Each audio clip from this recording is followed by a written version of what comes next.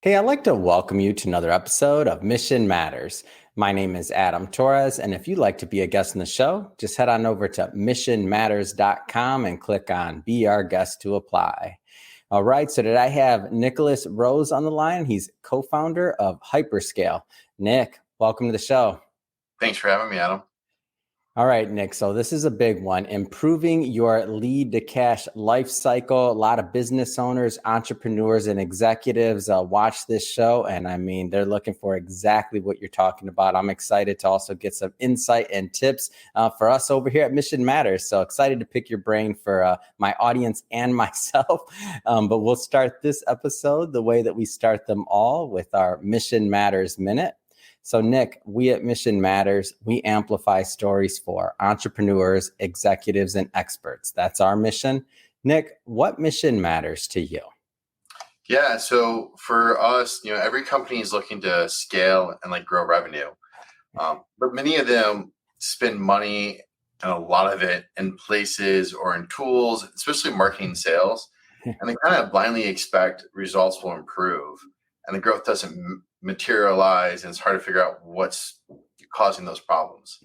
For us, our mission is to help those companies improve how marketing and sales kind of work together and really drive revenue. And this function's pretty much been called RevOps or revenue operations at most companies, but really the time is a lot of people don't have the resources for it or the capabilities to solve some of these large complex problems. So we help companies build these foundations and make them basically so they can have rapid growth, really by connecting these teams, technologies, empowering people to make the decisions. And we do this across the lead to cash life cycle, fixing common problems, like improving visibility in the marketing funnel, understanding ROI, things like that. So we're really excited about this. Love to talk about these topics and helping companies out with these issues.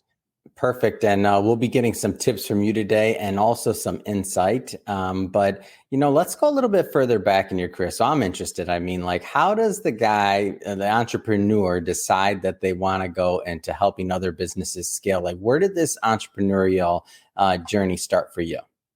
So this started with my other co-founder, Ben Moley.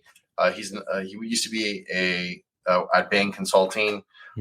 Myself, I was at Dell. We did, been in sales, been in marketing, but started really in mergers and acquisitions and did 22 of them in the Dell software group. And we were slamming, kind of combining companies together, basically changing out the sales process, changing out the marketing process. And that's where we got and basically really cut a lot of our teeth on this. So we got to see a lot of different areas. We went to a startup ourselves in Boston called Mendix. We were basically like employee 80 when we started. It was very, very little people. There was only 20 people in the US and mostly everyone in the Netherlands. When we grew that company up to about 3,000, we sold that off to Siemens. Yeah. And so that was a really nice kind of milestone. And so after that, we're like, well, we've done the enterprise. We've seen all these different companies, the challenges and the obstacles they have, help them grow. We've been part of the startup world, grown it from very, very few employees to, 3,000, had a really good exit. What do we do next? And we decided let's go start our own operations company. And we were having consulting and people were reaching out to us, learning from our expertise. And we just started to go off and make a Hyperscayle with the focus of helping companies grow and these fast growing companies too. So I think one of the interesting things about your background is that you've done everything from huge companies like Dell, been there and watched or assisted in multiple acquisitions or mergers there, and then you joined a startup yourself. So you've seen that small startup environment, and then it helped grow it to a larger company, enterprise level with thousands of employees. And then you transitioned kind of after you already had your footing in the industry and saw maybe what worked and what didn't. I guess, the first thing that comes to mind is, do certain themes or obstacles tend to arise for businesses as they go through these challenges? And I'll tell you briefly the reason why I asked this question. Sometimes as business owners, when we're sitting in our business and sitting in the chair every day, we feel like everything's unique. No, this is not our business. Our business is this or that. And I fell into that trap when I first started as an entrepreneur, by the way. So I'll pick on myself before you answer the question. But do certain themes tend to arise over and over again that you see? Yeah, definitely, Adam. There are certain themes that arise, in particular in certain industries, right? Yeah. So I will say, yes, not everyone is different, right? But there are Yeah. some changes in some certain industries, like a little bit. It's Absolutely. different in SaaS than say like manufacturing. Hmm. I think the biggest thing is, you know, founders and CEOs will get stuck into kind of a pattern, which really happens, especially when kind of money was free in the market. They would put more money towards marketing sales. I'm going to hire more salespeople. I'm going to hire more marketing people, and we'll just brute force it our way out, right, so to speak, right? Yeah. Or the revenue will come there. They look at an Excel sheet or planning. I add 10 more people, I'm going to get $10 million of revenue. Hmm. That doesn't necessarily work because there's other problems within the business process or efficiency that stops it, and that could be the tools or the systems. And the problem is they don't realize that until the bottom's dropped or it's starting to drop, right? And then Hmm. it's in panic mode. And the problem, and the big part is the problem to fix their address that's already passed, right? And so they're going to have to eat that more. Maybe let's start with, I want to start pretty basic. So define the lead to cash life cycle. Let's start there. Yeah. So, if you ever think you've been on the website, you Google, and you take a very simple example, like a car dealership, right? Yeah. Where you're looking for an F-150 or something. You Google, look at reviews, you see a nice form that says, hey, fill this out if you want to get this information. You fill it out, like that's your lead. That name or information has been captured. It's gone to, a car dealership. And then a sales guy would pick that up. That lead's going to turn into, and the sales guy is going to say, hey, if this is an opportunity, how's a conversation with you, right? And then that's the part of the opportunity process that you come back and talk to the sales guy. The cash process, when we go back, should be lead, opportunity, cash would be, all right, you close the deal, right? You've paid it, finance, whatever else. And then now the accounting department and the finance department needs to watch that transaction, make sure that transaction goes through. And that's the cash part, right? And the cash part gets really, really complicated, or really matters a lot, especially for these scaling businesses, because you could have multiple different ledgers, different products, different things to track back to customers or customer relationship. So it's a very easy way to describe it. That helps people, that's tangible for other people to understand. Yeah.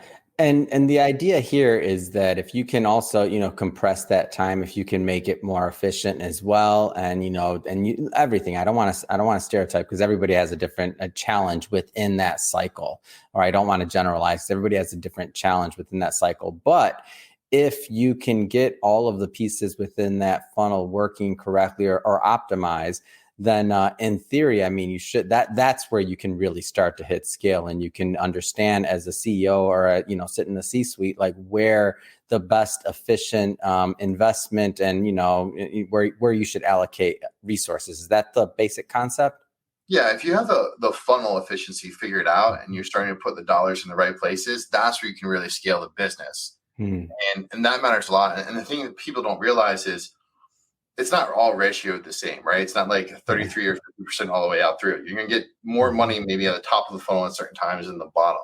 So like that also helps out. And we do the analysis and help out companies with that too. Yeah. Why do some companies plateau? There's probably two different reasons for that. I think one, from the market and scale, especially when you look at earlier startups, most of their business is done off of referrals or during certain periods of other people that they know in industry, or you'll have people who are willing to, especially if their product is disruptive, that are willing to try out those items or that product that you have. And that market might be getting saturated, right? Or get filled out and can't get anyone else. And that's when usually some people plateau.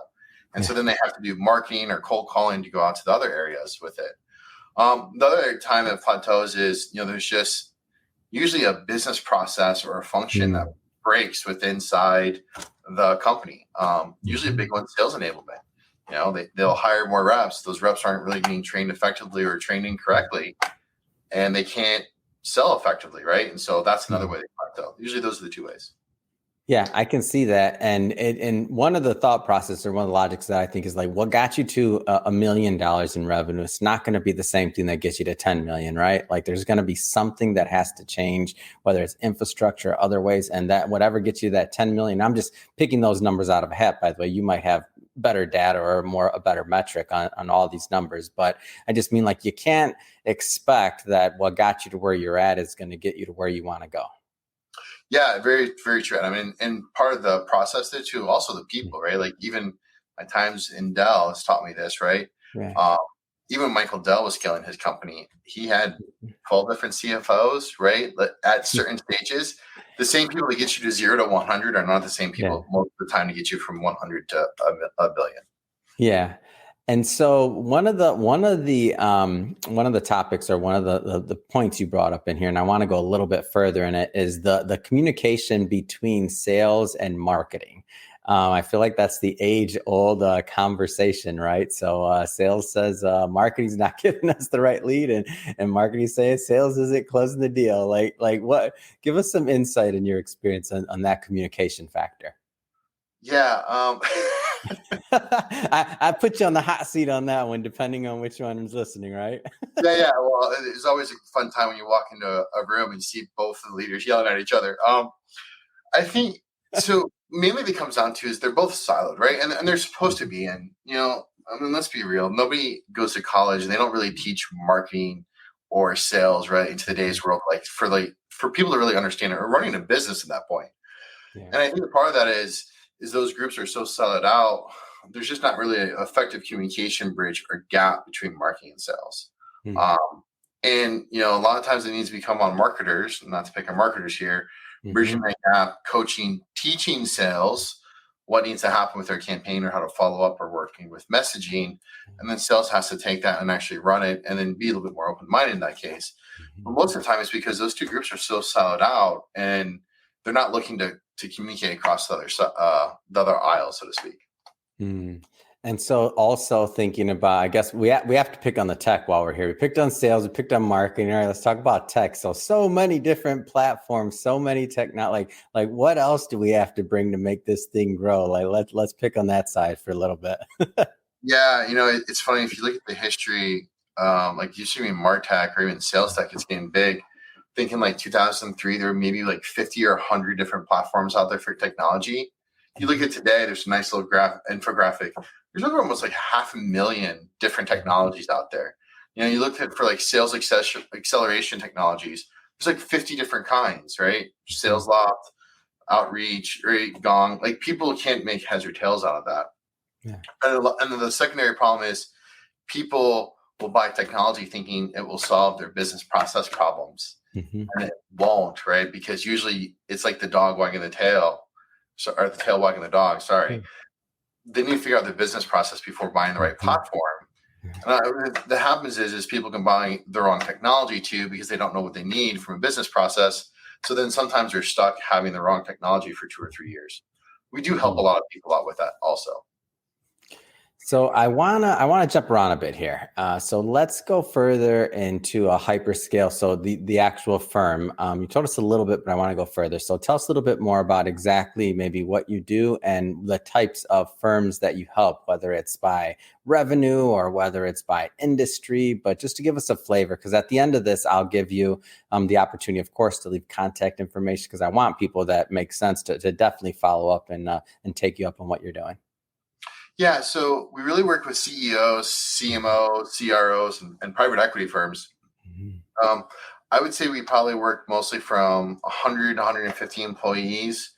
Those are the companies that are getting ready to scale, or wanting to move to the next step. And then we really work with large enterprise companies, 5,000, maybe 20, 30,000 employees, who are trying to solve like really complex strategy problems between their technology, sales, and marketing, and that they just don't have the expertise to go figure out, right? So many people that have done like deduplication projects for like, how do they enter into Asia, right? Like there's not a lot of people that have that expertise. We do have some of those. So those are the type of companies we work with and employees. We really focus more on, say, business to business companies. We don't have expertise in consumers. We try to avoid away from that. But then we really focus on tech, PLG type product-led growth companies, manufacturing, and really just fast-growing companies at the end of the day.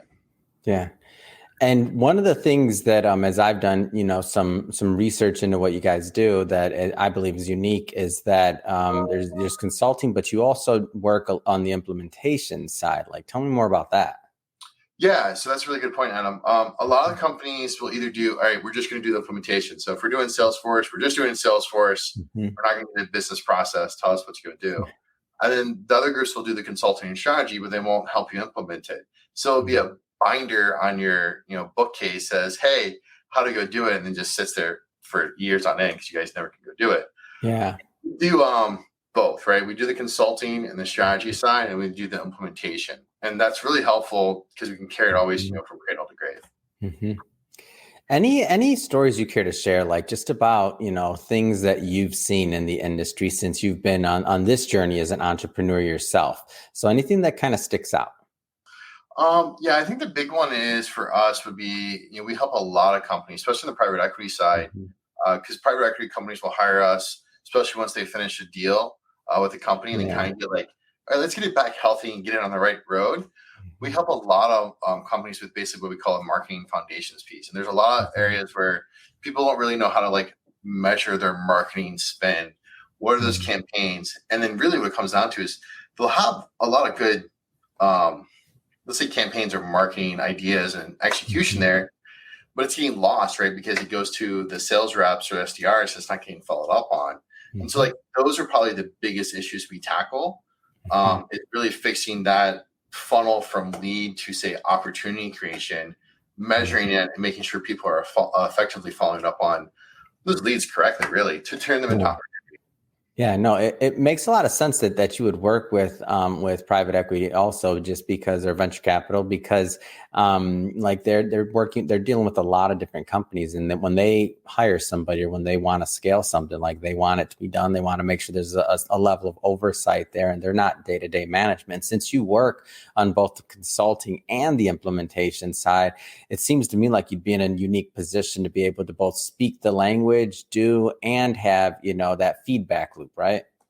Yeah. And the thing is, since we've seen the large enterprise and the startups too, there's a different level, let's say, maturity between like, the crawl, walk, run. I hate to use that example, but it's really, really true. Yeah. Like there's 20 different ways to do some things.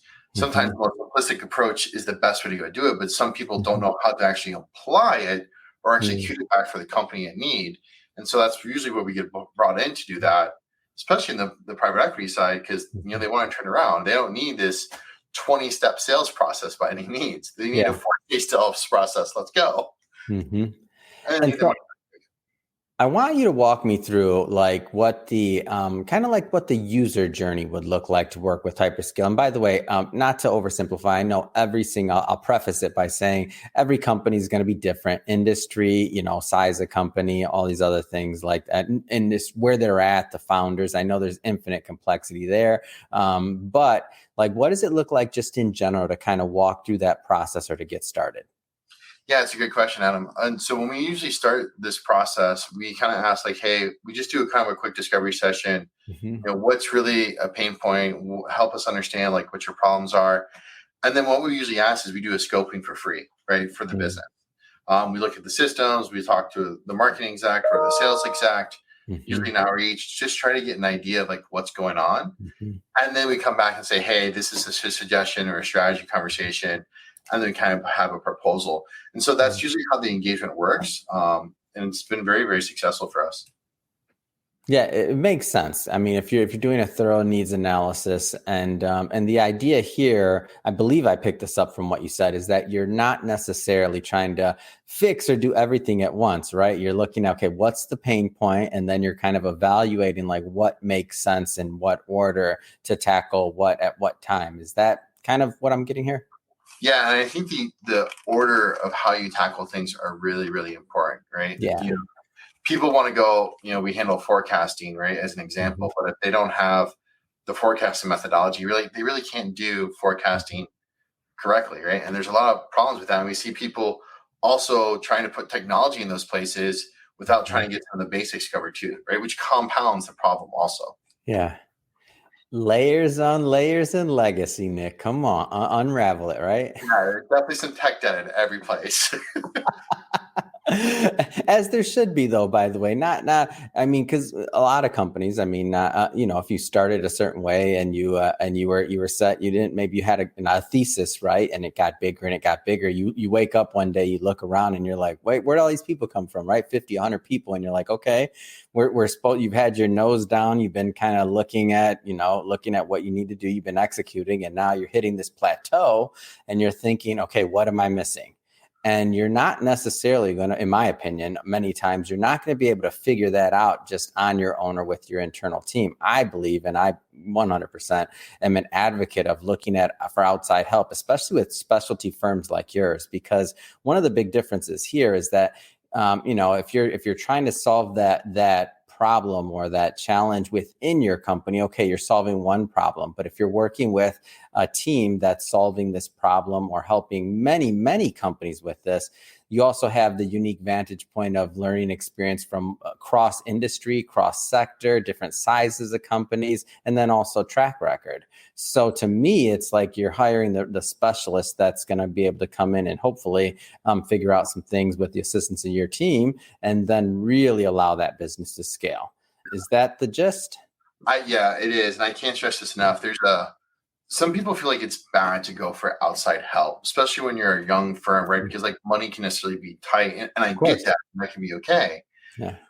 But there's only so many people on the market who have skills and expertise that have also gone through like a scaling company. And most of the time, you're not going to have people on your bench or in your company that have gone through that. Mm-hmm. So you're going to have to learn the hard way, which means there's going to be impact to the business, or you can bring some outside help to help basically navigate, coach, or implement so that you don't have to hit, that wall in 6 months. You can avoid it, right? And I really, really stress that to a lot of CEOs that aren't necessarily thinking about that, right? Because, operations is very, very diverse and very, very specialized. And so like you can get a person who's good in like one or two things, but they're not going to be a Swiss Army knife that you're looking for to cover everything, right? It's just not, it's not reality.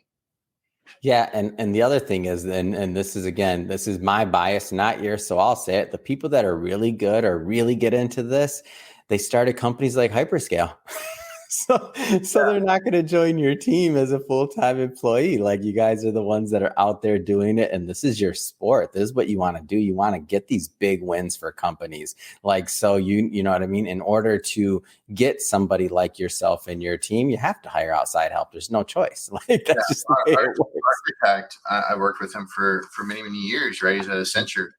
He has these experiences solving these big problems. Yeah. And guess what? He wants to keep solving these big problems at other companies. Yeah. He's at a company.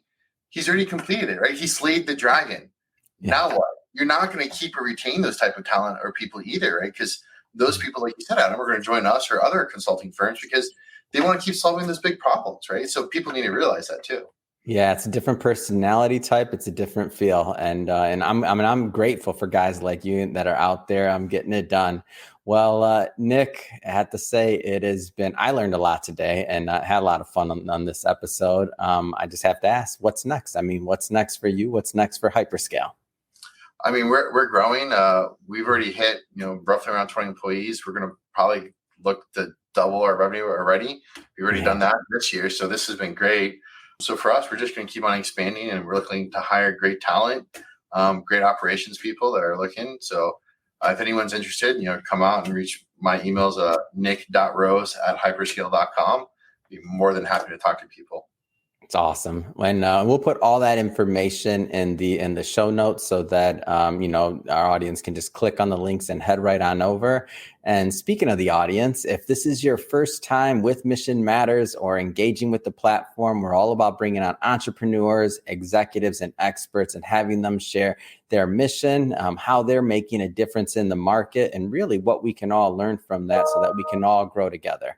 If that's the type of content that you're into or sounds interesting or engaging to you, hit that subscribe button because we have many more mission-based individuals just like Nick coming up on the line, and we don't want you to miss a thing. And Nick, man, congrats on the growth, congrats on all the success, and congrats on all the companies out there that are working with Hyperscayle and have the benefit of your and your team's expertise. So thanks again for coming on the show. Thanks a lot, Adam. Take care.